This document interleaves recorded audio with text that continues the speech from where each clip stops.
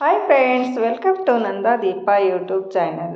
ಬನ್ನಿ ನೋಡೋಣ ಇವತ್ತಿನ ರೆಸಿಪಿ ಅಂತ. ನಾನು ಇಲ್ಲಿ ಮೊದಲು 2 ಆಲೂಗಡ್ಡೆಯನ್ನು ತೊಗೊಂಡಿದ್ದೀನಿ. ಆಲೂಗಡ್ಡೆಯಿಂದ ಮೇಲಿನ ಶೆಪ್ಪೆಯನ್ನು ತೆಗಿತಾ ಇದ್ದೀನಿ. ನೋಡಿ, ಈ ಥರ ಶೆಪ್ಪೆಯನ್ನು ತೆಗೆದುಕೊಳ್ಳಬೇಕು ನಾವು. ನೋಡಿ, ಇವಾಗ ಇದಕ್ಕೆ ನೀರನ್ನು ಹಾಕಿ ನಾವು ಚೆನ್ನಾಗಿ ವಾಶ್ ಮಾಡಿಕೊಳ್ಳೋಣ. ನೋಡಿ, ತುಂಬ ಗಲೀಜಿರುತ್ತಲ್ವ, ಅದಕ್ಕೋಸ್ಕರ ನಾವು ಚೆನ್ನಾಗಿ ತೊಳೆದುಕೊಳ್ಬೇಕು ಇದನ್ನು.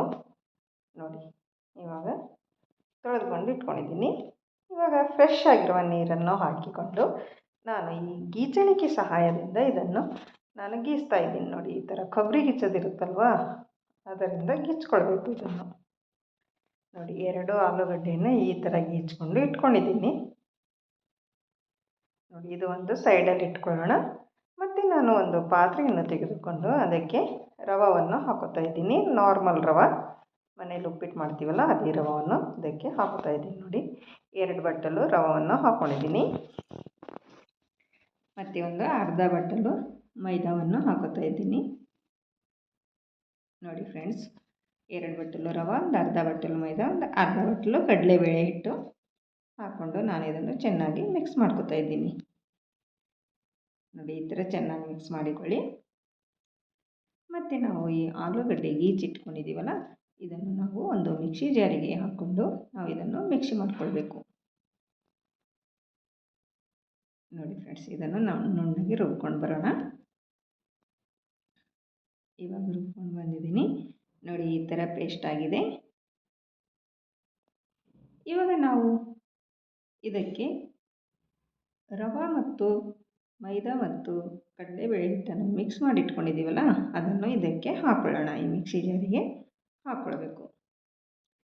ನೋಡಿ ಫ್ರೆಂಡ್ಸ್, ನಾನು ಸ್ವಲ್ಪ ಹಾಕೋತಾ ಇದ್ದೀನಿ. ಇದರಲ್ಲಿ ಹಿಡಿಯೋದಿಲ್ಲ, ಇದು ಚಿಕ್ಕದಿದೆ ಮಿಕ್ಸಿ ಜಾರು, ಅದಕ್ಕೋಸ್ಕರ ಸ್ವಲ್ಪ ಹಾಕ್ಕೊಂಡು ಒಂದು ಸ್ವಲ್ಪ ನೀರನ್ನು ಹಾಕ್ಕೊಂಡು ನಾನು ಮಿಕ್ಸಿ ಮಾಡ್ಕೋತಾ ಇದ್ದೀನಿ. ನೋಡಿ, ಈ ಥರ ನುಣ್ಣಗೆ ರುಬ್ಕೊಂಡು ಬರಬೇಕು. ನೋಡಿ, ಇವಾಗ ಇದು ನುಣ್ಣಗಾಗಿದೆ. ನೋಡಿ, ಈ ಥರ ಫುಲ್ ಬಾರೀಕ್ ಆಗಬೇಕು. ಇವಾಗ ನಾನು ಇದು ಒಂದು ಪಾತ್ರೆಗೆ ತೆಗೆದುಕೊಳ್ತೀನಿ. ನೋಡಿ ಫ್ರೆಂಡ್ಸ್, ಮತ್ತು ಇನ್ನೂ ಉಳಿದ ಮಿಶ್ರಣವನ್ನು ಇದೆಲ್ಲ ಅದು ಮತ್ತು ಇನ್ನೊಂದು ಸರಿ ಮಾಡ್ಕೋತಾ ಇದ್ದೀನಿ. ನೋಡಿ, ಈ ಥರ ಅದಕ್ಕೆ ಒಂದು ಸ್ವಲ್ಪ ಮೊಸರನ್ನು ಹಾಕ್ಕೊಳ್ಬೇಕು. ನಾವು ಒಂದು 2ರಿಂದ 3 ಚಮಚದಷ್ಟು ಮೊಸರನ್ನು ಹಾಕ್ಕೊಂಡು ಒಂದು ಸ್ವಲ್ಪ ನೀರನ್ನು ಹಾಕ್ಕೊಂಡು ಮತ್ತು ಇದು ನಾವು ಮಿಕ್ಸಿ ಮಾಡ್ಕೊಂಡು ಬರೋಣ. ನೋಡಿ, ಈ ಥರ ಆಗಿದೆ. ಇದಕ್ಕೆ ಒಂದು ಸ್ವಲ್ಪ ಸಕ್ಕರೆನ ಹಾಕ್ಕೊಂಡು ಪೂರ ನುಣ್ಣಗೆ ರುಬ್ಕೊಂಡು ಬರಬೇಕು ನಾವು. ನೋಡಿ, ಪೂರ ಬಾರೀಕ್ ಪೇಸ್ಟ್ ಮಾಡ್ಕೊಳ್ಬೇಕು. ಮತ್ತು ಅದೇ ಮಿಶ್ರಣಕ್ಕೆ ನಾನು ಇದನ್ನು ಕೂಡ ಹಾಕುತ್ತಾ ಇದ್ದೀನಿ. ಇನ್ನೂ ಉಳಿದ ಮಿಶ್ರಣ ಕೂಡ ನಾನು ರುಬ್ಕೊಂಡು ಬರ್ತೀನಿ. ನೋಡಿ, ರುಬ್ಕೊಂಡು ಇಟ್ಕೊಂಡಿದ್ದೀನಿ ಈ ಥರ. ನೋಡಿ ಫ್ರೆಂಡ್ಸ್, ನಾವು ನಾರ್ಮಲ್ ದೋಸೆ ಮಾಡ್ತೀವಲ್ಲ ಅದಕ್ಕೆ ನಾವು ಹಿಟ್ಟನ್ನು ರೆಡಿ ಮಾಡ್ಕೊಂಡು ಇಟ್ಕೊಳ್ಬೇಕು. ಮತ್ತು ಒಂದು ಸ್ವಲ್ಪ ಬೇಕಿಂಗ್ ಸೋಡಾವನ್ನು ಹಾಕುತ್ತಾ ಇದ್ದೀನಿ. ಹಾಕಿ ನಾವು ಇದನ್ನು ಚೆನ್ನಾಗಿ ಮಿಕ್ಸ್ ಮಾಡಿಕೊಳ್ಳೋಣ. ನೋಡಿ, ಒಂದು ಸರಿ ಒಂದು 2ರಿಂದ 3 ನಿಮಿಷ ಚೆನ್ನಾಗಿ ಮಿಕ್ಸ್ ಮಾಡ್ಕೊಳ್ಬೇಕು. ನೋಡಿ ಫ್ರೆಂಡ್ಸ್, ಇವಾಗ ನಾವು ಒಂದು ಢಕ್ಕನವನ್ನು ಮುಚ್ಚಿ ಒಂದು 10ರಿಂದ 15 ನಿಮಿಷ ನಾವು ನೆನೆಯಲು ಬಿಡೋಣ.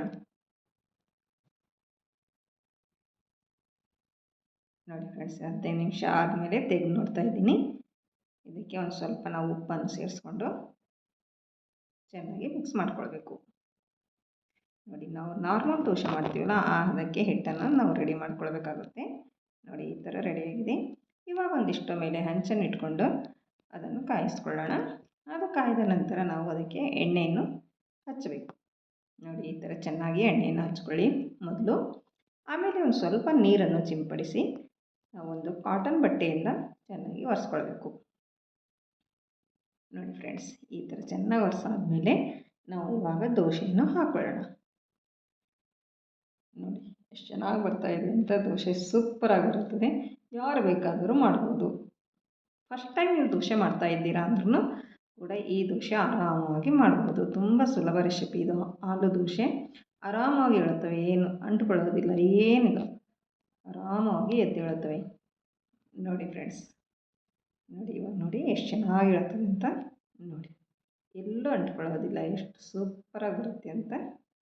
ನೋಡಿ ಫ್ರೆಂಡ್ಸ್, ಒಂದು ಸ್ವಲ್ಪ ನೀವು ಲೋ ಫ್ಲೇಮಲ್ಲಿ ಬೇಯಿಸ್ಕೊಂಡ್ರೆ ಇದು ಕ್ರಿಸ್ಪಿ ಆಗಿರುತ್ತದೆ.